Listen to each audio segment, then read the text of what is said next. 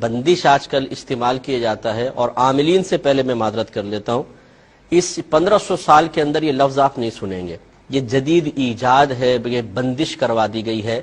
شرعی لحاظ سے بندش کا کوئی تصور نہیں ہے. میں بارہا اس پہ کلام کر چکا ہوں کہ اس طرح لوگوں کو گمراہ کرنا بالکل شرعاً جائز نہیں ہے. میں اس کویسچن یہ کرتا ہوں کہ یہ بتائیے کہ بندش کا کیا مطلب ہے.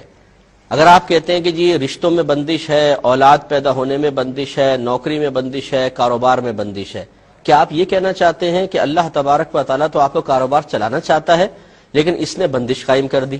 اللہ تعالیٰ تو اولاد دینا چاہتا ہے لیکن اس نے بندش کر دی. اللہ تعالیٰ تو رشتہ کروانا چاہتا ہے، اس نے بندش کر دی. اگر یہ واقعی تصور ہے تو یہ تو کفر ہے، کیونکہ کون ہے جو اللہ تعالیٰ کے فیصلوں کو روک دے یا اللہ تعالیٰ کے فیصلوں کو بدل دے؟ اس کا مطلب یہ ہے کہ آپ یہ بندش کا لفظ کہہ کر یہ ثابت کرنا چاہتے ہیں کہ کوئی جادوگر یا عامل اللہ تعالیٰ سے بھی زیادہ طاقتور ہے، کہ اللہ تعالیٰ کسی کو اولاد دینا چاہتا ہے اور وہ اس کو روک دیتا ہے. تو اس کا مطلب تو یہ ہوا کہ یہ اللہ سے بھی طاقتور ہے، اور یہ عقیدہ کفر ہے. اور اگر آپ کے نزدیک بندش کا یہ تصور ہے کہ اللہ تعالیٰ کسی کو اولاد سے محروم رکھنا چاہتا ہے مثلا 3 سال تک، اور اس نے بھی جادو کروا دیا کہ 3 سال تک اس کی اولاد نہ ہو اور نہیں ہو رہی، یہ بندش ہے، تو پھر اس میں بندش کہنے کی ضرورت ہی کیا ہے؟ یہ تو اللہ کا فیصلہ ہے، اللہ کا حکم ہے. یہ کیوں نہیں کہتے کہ جی یہ کوئی بندش نہیں ہوتی ہے، اللہ کی مرضی سے ہو رہا ہے سب کچھ. اگر کسی کی شادی میں دیر ہے، میرے رب کی مرضی ہے. کسی کی اولاد نہیں ہو رہی، یہ میرے رب کی مرضی سے ہے. کون ہے جو اللہ تعالیٰ کے فیصلے کو بدلے؟ لا تبدیل لکلمات اللہ لا مبدل لکلمات اللہ. اللہ تعالیٰ کے کلمات تبدیل نہیں ہوتے ہیں، اللہ تعالیٰ کے کلمات کو بدلنے والا کوئی نہیں ہے.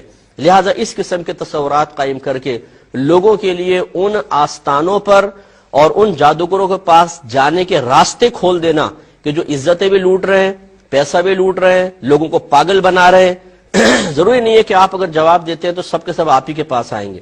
لوگ لاکھوں کروڑوں لوگ ہیں جو اس قسم کے پروگرام دیکھنے کے بعد اس قسم کے جعلی لوگوں کے ہاتھوں میں لٹ رہے ہیں مسلسل. اور اس کا ذمہ دار وہ شخص بھی ہے جو مکمل شرعی تعلیم کے بغیر اس طریقے سے جوابات دے تو وہ قابل گرفت ہے. لہذا بندش کا کوئی تصور نہیں ہے بھائی جان.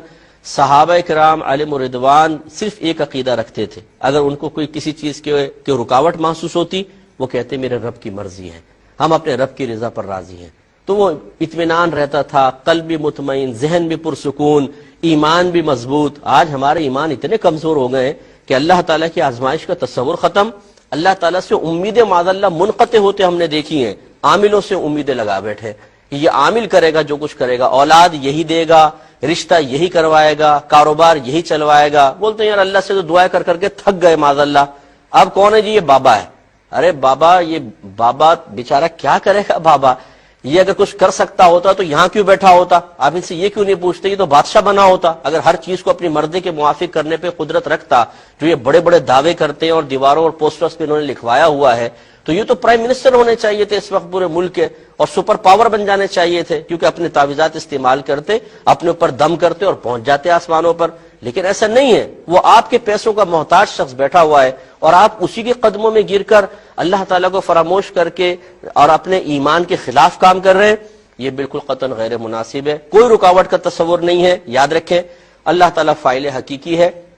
اس نے دنیا میں ہمیں اس لیے نہیں بھیجا کہ ہماری مرضی کے موافق ہر چیز ہمیں مل جائے، بلکہ اس نے اس لیے بھیجا ہے کہ وہ اپنی مرضی کے مطابق ہمیں زندگی گزارنے پر گویا کہ مجبور کرے گا، اور ہمیں اپنے رب کی رضا کے مطابق زندگی گزارنی ہے. اس نے جو ہمارے حق میں فیصلہ کیا ہے ہم نے اس کو قبول کرنا ہے. اسی کا بدلہ آخرت میں اللہ تبارک و تعالی ہمیں عطا فرمائے گا.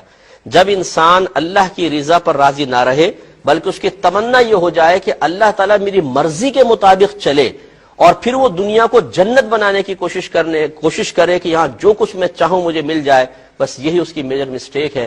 اور اس نے گویا کہ نہ اللہ تبارک و تعالیٰ کی حکمتوں کو سمجھا، نہ دنیا میں آمد کے مقصد کو سمجھا، تو وہ تباہ و برباد ہوگا. ہمارا کام سمجھانا تھا. مجھے پتا ہے کہ یہ باتیں ہر ایک کی سمجھ میں نہیں آتی ہیں. آپ لاکھ سمجھا لیں، ان عورتوں نے اس قسم کے جعلی باباؤں کے آستانوں کو آباد کر رکھا ہے. وہاں جاتی ہیں، اپنی عزتیں بھی داؤ پہ لگاتی ہیں، شوہروں کا پیسہ خرچ کرتی ہیں، اور پھر ملتا کیا ہے؟ ٹھینگا. بعض اوقات وہی چیز ملتی ہے کہ جو اللہ تعالیٰ نے دینی ہے. تو اس لیے ایمان کو مضبوط رکھیں، اپنے اللہ تعالیٰ سے تعلق مضبوط رکھیں، انشاءاللہ سب کچھ حاصل ہوگا.